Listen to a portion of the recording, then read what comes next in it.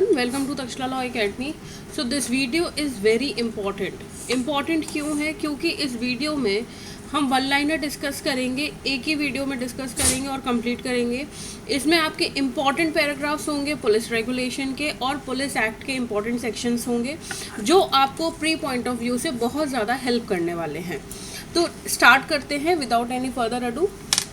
सबसे पहले आता है कि जो पुलिस प्रशासन है उसके जितने भी मामले होते हैं पर परिषद राज्यपाल का सलाहकार कौन होता है।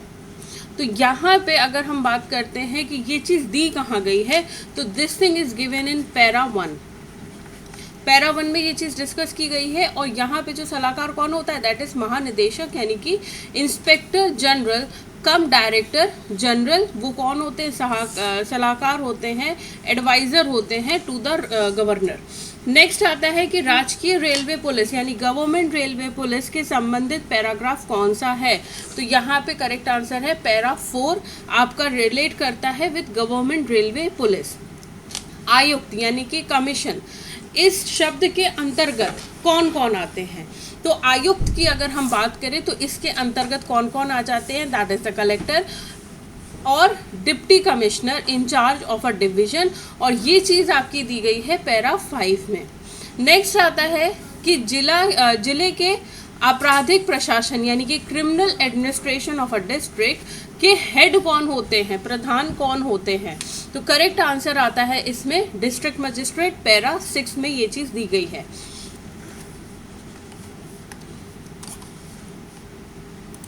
नेक्स्ट है पुलिस अधीक्षक यानी कि सुप्रिटेंडेंट ऑफ पुलिस के सभी गंभीर आपराधिक घटनाओं एवं अपराधों में अचानक वृद्धि की सूचना किसे देनी होती है। यानी कि अगर पुलिस अधीक्षक विच इज़ रिलेटेड यानी कि आपके जो सुप्रिटेंडेंट ऑफ पुलिस है उनको पता चल रहा है कि भाई सीरियस ऑफेंसेस बहुत ज़्यादा होने लगे हैं, there is a sudden increase in the volume of crime, तो ये चीज़ ये किसको इन्फॉर्म करेंगे? तो दैट इज़ डिस्ट्रिक्ट मजिस्ट्रेट। और ये आपका पैरा 7 में दिया गया है। पुलिस अधीक्षक और डिस्ट्रिक्ट मजिस्ट्रेट के बीच में किसी तरह का डिफरेंस इन ओपिनियन है या कॉन्फ्लिक्ट इन ओपिनियन है, तो उसको किस तरह से सॉल्व किया जाता है, उसे किस तरह से सुलझाया जाएगा। तो बेसिकली ये प्राइवेटली यानी कि व्यक्तिगत रूप से किया जाता है। पैरा 8 में ये बात की गई है। तो यहाँ पे हमेशा ये किया जाता है कि जो डिस्ट्रिक्ट मजिस्ट्रेट है उनकी कोशिश ये रहनी चाहिए, उन्हें अवॉइड करना चाहिए कि वो ओवर पावर ना करे सुप्रिटेंडेंट की अथॉरिटी को। दूसरा ये है कि अगर कभी भी डिफरेंस ऑफ ओपिनियन होता है between the DM and the superintendent of police, तो हमेशा आपका प्राइवेटली ही ये चीज़ सॉल्व करनी चाहिए और किसी अदर ऑफिसर के सामने यानी कि अपेरेंट नहीं होना चाहिए। तो ये चीज़ आपकी पैरा 8 में दी गई है। नेक्स्ट है कि डीएम को पुलिस थाने का निरीक्षण यानी इंस्पेक्शन वर्ष में कितनी बार करना चाहिए। तो यहाँ पे बोला गया है कि भाई कम से कम वर्ष में 1 बार, और ये पैरा 9 में दिया गया है। क्रिमिनल रजिस्टर से किस अपराध को निकालने से पूर्व किसी की सहमति आवश्यक है। तो ये आपका पर्टिकुलर पैरा 10 में दिया गया है। और यहाँ पे डिस्ट्रिक्ट मजिस्ट्रेट से सहमति लेना बहुत ज़रूरी होता है अगर आप किसी भी क्रिमिनल रजिस्टर से किसी भी क्राइम को हटा रहे हैं तो। नेक्स्ट आता है जिले के पुलिस बल यानी कि पुलिस फोर्स का प्रधान कौन होता है। Now this is very important. तो कौन होते हैं? तो दैट इज़ एसपी यानी कि पुलिस अधीक्षक। पैरा 12 में ये चीज़ दी गई है। गोपनीय ज्ञापन यानी कि कॉन्फिडेंशियल मेमोरेंडम, ये किस पैराग्राफ में दिया है? तो that is para 14। Crime register के बारे में किस में प्रावधानित किया गया है? तो क्राइम रजिस्टर आपका किस पैराग्राफ में दिया गया है? That is para 16। संदिग्ध व्यक्तियों यानी कि सस्पेक्टेड पर्सन्स क्राइम रजिस्टर में किस कलर की इंक से लिखे जाते हैं? तो सस्पेक्टेड पर्सन्स को हमेशा रेड इंक से लिखा जाता है और ये चीज़ आपकी पैरा 16 में दी गई है। रिजर्व लाइन का ऑफिसर इंचार्ज यानी कि प्रभारी अधिकारी कौन है? तो ये आपके रिजर्व इंस्पेक्टर होते हैं। पैरा 18 में ये चीज़ दी गई है। रिक्रूट्स यानी कि जो नए आरक्षक होते हैं, नए जो रिक्रूट्स होते हैं, उनकी जो ट्रेनिंग होती है उसके लिए कौन रिस्पॉन्सिबल होता है, तो उसके लिए रिजर्व इंस्पेक्टर ही रिस्पॉन्सिबल होते हैं, और ये चीज़ आपकी पैरा 20 में दी गई है। एक अतिरिक्त आरक्षित निरीक्षक यानी कि रिजर्व इंस्पेक्टर रिजर्व लाइंस का कैसा अधिकारी होता है, तो रिजर्व इंस्पेक्टर रिजर्व लाइन का ऑफिसर इंचार्ज होता है, यानी कि प्रभारी अधिकारी होता है। रिजर्व सब इंस्पेक्टर की ड्यूटी किस पैरा में दी गई है, तो ये दी गई है आपके पैरा 24 में यानी 24 में। पब्लिक प्रोसिक्यूटर यानी कि लोक अभियोजक अधिकारी से संबंधित चैप्टर कौन सा है, तो that is chapter 3 para 25 to 39। Circle inspector यानी कि क्षेत्र निरीक्षक का मेन कार्य क्या होता है, मेन उसकी वर्किंग क्या होती है, तो मेन इनका काम होता है कि भाई इन्हें सुपरवाइज करना होता है, जो भी इन्वेस्टिगेशन होती है उसको। सेकेंडली प्रिवेंशन ऑफ क्राइम करना है, that is given in para 40। Next आता है कि कोर्ट में तैनात सभी पुलिस कर्मी किसके नियंत्रण अधीन होते हैं, यानी कि जितने भी कोर्ट में आपके पुलिस ऑफिसर्स होते हैं, तैनात होते हैं, वो किसके कंट्रोल में होते हैं, तो that is public prosecutor. Supervision of investigation and prevention of crime किसका मुख्य कर्तव्य है, तो इससे पहले भी डिस्कस किया था, पैरा 40 में दिया गया है कि सर्कल इंस्पेक्टर के ये 2 मुख्य कार्य हैं। पुलिस स्टेशन का ऑफिसर इंचार्ज यानी कि थाना प्रभारी अगर बात करें तो ये सब इंस्पेक्टर होगा। ऐसा किस पैराग्राफ में दिया गया है, तो करेक्ट आंसर इसका क्या है, दैट इज पैरा 43। नेक्स्ट है कि पुलिस स्टेशन का सेकंड ऑफिसर कौन होता है, तो सेकंड ऑफिसर आपके होते हैं sub inspector, para 51। Head constable थाने का राइटर या ऑफिस क्लर्क होता है, ये कहाँ पे दिया गया, किस पैरा में दिया गया है, तो पैरा 55।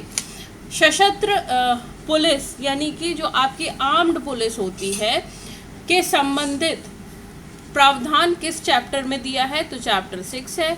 सिविल पुलिस के कांस्टेबल कुछ स्पेशल ओकेजन्स को छोड़कर आर्म्ड नहीं होंगे, ऐसे किस पैराग्राफ में दिया गया है, तो सिविल पुलिस जब नॉर्मली रहती है तो दे आर नॉट आर्म्ड, उनके पास किसी भी तरह के शस्त्र नहीं होते हैं, स्पेशल ओकेजन्स में वो सशस्त्र होते हैं, तो ये चीज़ आपकी पैरा 61 में दी गई है।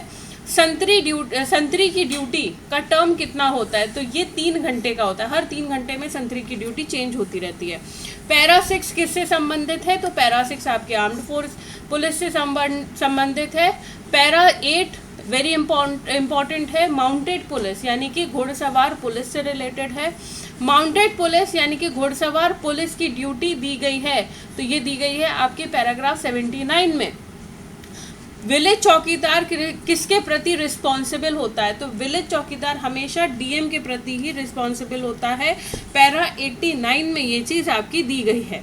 जन्म मृत्यु यानी कि reporting of birth and death, ये सूचना किसका मुख्य कर्तव्य है, किसकी प्रायर ड्यूटी है, तो दैट इज विलेज चौकीदार। कहाँ दिया गया है, पैरा 91 में दिया गया है। साप्ताहिक किट इंस्पेक्शन और वार्षिक चादरमारी यानी कि एनुअल फायरिंग की रिस्पॉन्सिबिलिटी किस पर होती है, तो ये होती है आपकी रिजर्व इंस्पेक्टर पर, और ये दिया गया है पैरा 21 में। इससे पहले हमने 33 में अगर बात करें तो सेम चीज़ ही पूछी थी कि भाई जितने भी आपके पुलिस ऑफिसर्स हैं जो कोर्ट में आपके तैनात रहते हैं वो किसके कंट्रोल में होते हैं, पब्लिक प्रोसिक्यूटर के, और ये चीज़ किस पैरा में दी है, ये दी गई है 39 में। नेक्स्ट आता है कि क्षेत्र निरीक्षक यानी कि सर्किल इंस्पेक्टर की प्रिंसिपल ड्यूटी क्या होती है, तो प्रिंसिपल ड्यूटी क्या होती है, तो विवेचना का सुपरविजन और अपराधों का रोकथाम यानी कि prevention of crime. Police station का ऑफिसर इंचार्ज कौन होता है, तो सब इंस्पेक्टर होता है। कांस्टेबल ऑफ सिविल पुलिस किस पैराग्राफ में दिया है, पैरा 61 में दिया गया है। आर्म्ड पुलिस किसके विशेष नियंत्रण में रहता है, यानी कि किसके कंट्रोल में रहता है, तो दैट इज उप महानिरीक्षक, डिप्टी इंस्पेक्टर जनरल। चैप्टर 8 किससे संबंधित है, तो आपका माउंटेड पुलिस से संबंधित है।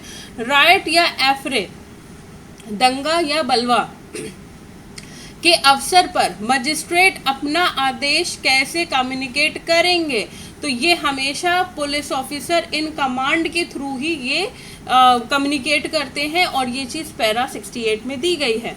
विलेज पुलिस, ग्राम पुलिस किस प्रोविजन से, किस चैप्टर में दिया है, तो चैप्टर 9 में दिया है। विलेज चौकीदार ग्राम सेवक है, ठीक है, ग्राम सेवक होता है, विलेज चौकीदार जो होता है वो विलेज सर्वेंट होता है, ऐसा किस पैराग्राफ में मेंशन है, यानी पैरा 84 में। ग्राम चौकीदार अपने कार्य के लिए किसके प्रति उत्तरदायी है, तो डीएम डिस्ट्रिक्ट मजिस्ट्रेट के लिए है।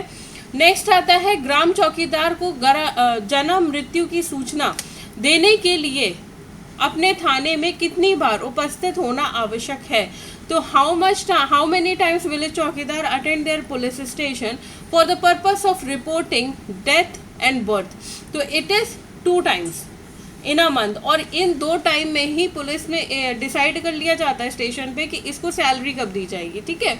नेक्स्ट आता है ग्राम चौकीदार को उसके पद से हटा कौन सकता है, तो भाई डीएम ही हटा सकते हैं क्योंकि ये इनके कंट्रोल में आते हैं। चैप्टर 10 पैरा 97 to 103 किससे संबंधित है, तो ये रिलेट करता है थाने में की गई रिपोर्ट से। एफआईआर दर्ज करवाने के लिए सामान्य नियम किस पैरा में दिए गए हैं, तो यानी कि जनरल अगर हम बात करते हैं जनरल रूल्स किस में दिए गए हैं, तो दैट इज पैराग्राफ 97। नेक्स्ट आता है कि एफआईआर कितने प्रतियों में दर्ज की जाती है, तो हमेशा ट्रिप्लिकेट बनती है, कितनी कॉपी बनती है, 3 प्रतियां बनती हैं, 3 कॉपियां बनती हैं।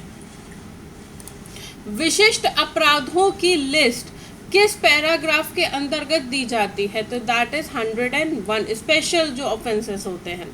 असंज्ञेय अपराधों यानी कि नॉन कॉग्निजेबल ऑफेंस को दर्ज करने के सामान्य नियम कहाँ दिए गए हैं, तो इट इज पैरा 102। असंज्ञेय अपराधों की सूचना कितनी प्रतियों में दी जाती है, तो ये 2 प्रतियों में की जाती है। Responsibility for correct recording of all the report of crime, ये किसका ड्यूटी है, तो दैट इज एसओ, यानी कि थाना के प्रभार साधक अधिकारी के अंतर्गत है कि इनको करेक्ट रिकॉर्डिंग करनी है जितनी भी रिपोर्ट्स आ रही हैं रिलेटेड टू क्राइम। इन्वेस्टिगेशन जांच के संबंधित चैप्टर कौन सा है, तो ये है आपका चैप्टर 11। क्या सेक्शन 95 ऑफ आईपीसी से संबंधित मामलों का इन्वेस्टिगेशन किया जा सकता है, तो जी नहीं किया जा सकता है, और ये चीज़ आपकी दी गई है पैरा 104। घटना स्थल का नक्शा नजरी यानी कि plan of scene of occurrence किसके द्वारा किया जाता है, तो ये दिया गया है आपका पैरा 114। तो इन्वेस्टिगेटिंग ऑफिसर के द्वारा किया जाता है, और इन्वेस्टिगेटिंग ऑफिसर को अगर प्रॉब्लम होती है बनाने में मैप, तो ये तहसीलदार की हेल्प लेते हैं। डाइंग डिक्लेरेशन मृत्युकालीन कथन के संबंधित प्रावधान ये आपका पैरा 115 में दिया गया है।